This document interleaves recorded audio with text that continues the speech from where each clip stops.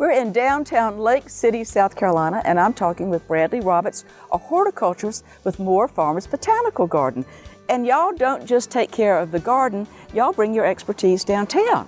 That's right, Amanda. We manage about 18 acres of cultivated garden space downtown. And I'm going to say that although many cities have beautiful downtown plantings, y'all's have a completely distinct look. Well, it does have a distinct look. We have the fortune of being supported by a local botanical garden. Yes. So we have access to a lot of different types of plant material. And here we are in a situation that's replicated in many older cities in the South, where we had a building that I think had been abandoned. That's right. But y'all have made something so special. Well, thank you. This used to be the theater in downtown Lake City that was abandoned, and we created this lovely green space here. And what are some of the things you've done to let people know that this isn't just an abandoned space, but now a welcoming venue, an intimate place for us, a little break from the busy downtown life of Lake City? That's right. Well, we have a few different features out near the front, the facade of the space. We have seasonal planting containers that we have out on the sidewalk that invite people in. And we also have some vines, some evergreen vines that kind of poke through out onto the street, to kind of let people know that there is a green space here. I think it's so much fun to see them growing through the windows. Yeah, they're kind of peeking out at you. Yeah, and you said it kind of gives you a little sense of abandonment.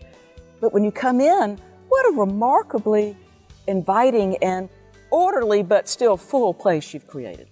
Yeah, I think so too. There's a kind of a hodgepodge, a mix of different plant material from woodies to perennials, and then all the vines on the walls here that really kind of soften the space, and it does kind of give it that sense of abandonment you're talking about. And you've got several vines, and one of them in particular I was not familiar with. It's just beautiful. It's Millettia.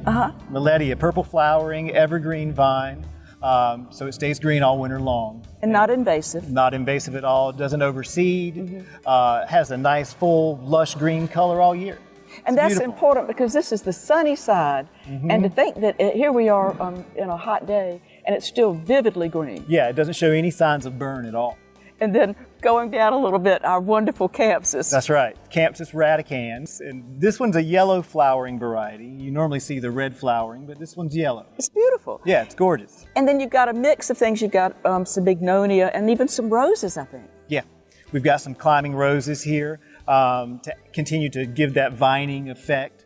And soften some of the hardscape. And then we've got some drift roses in the landscape here too. Well, because in the summer, they'll still give you great color, won't they? That's right, and they just keep blooming. Yeah.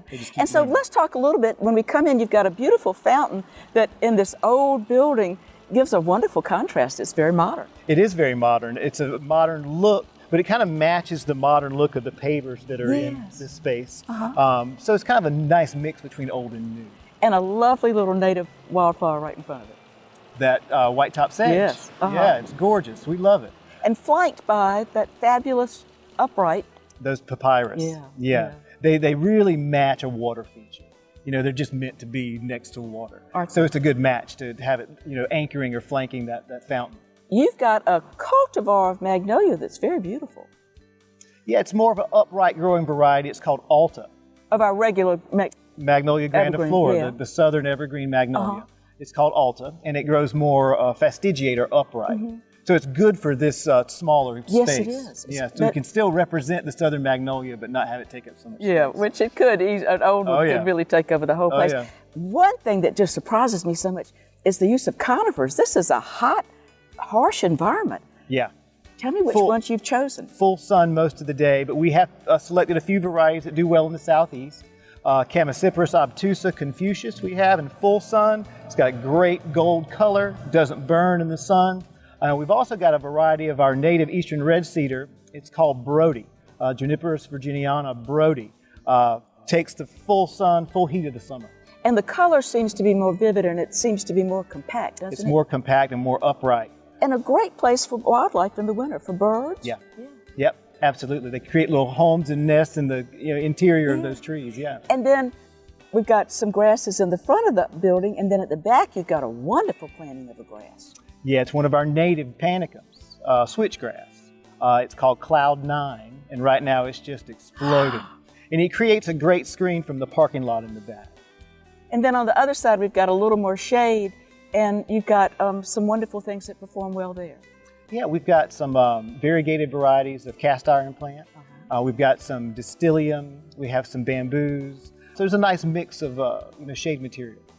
Instead of just sitting under an umbrella, we've got a wonderful canopy over us. Yeah, I know. It matches the kind of modern feel of the pavers and the fountain. And it's something different aside from just planting a larger shade tree. Well, and I think it's fun in a city where you've got beautiful old structures to incorporate and kind of give it a little yin and yang of contemporary with old. I agree. It gives it kind of a fresh look, something that's kind of inviting or intriguing. Y'all have a lot of great places to eat in Lake City, and we've got a sculpture over here that seems to be made to represent spoons and forks. Yeah, but like flowers, Yeah. But you're right. There are a lot of great places to eat, but it is an interesting interpretation, and it's quite colorful. It's beautiful. Another fun thing that you've got is, since this was a theater, you've got a theater marquee out front. I know, we do. It kind of makes it feel like you're in a big city or something like that. Well, and you know what? For a small town, Lake City, South Carolina is kind of like a big city because of the diversity and wonderful variety of stores and places to stay, places to eat, museums, all kinds of cultural features. If people want to know more about what's happening in Lake City or at Moore Farms Botanical Garden, how do they do that? You can visit our website. It's moorefarmsbg.org, and there's information there about events and happenings at the garden and special events in downtown Lake City. Well, thank you for spending the time with us today. Thank you for having me.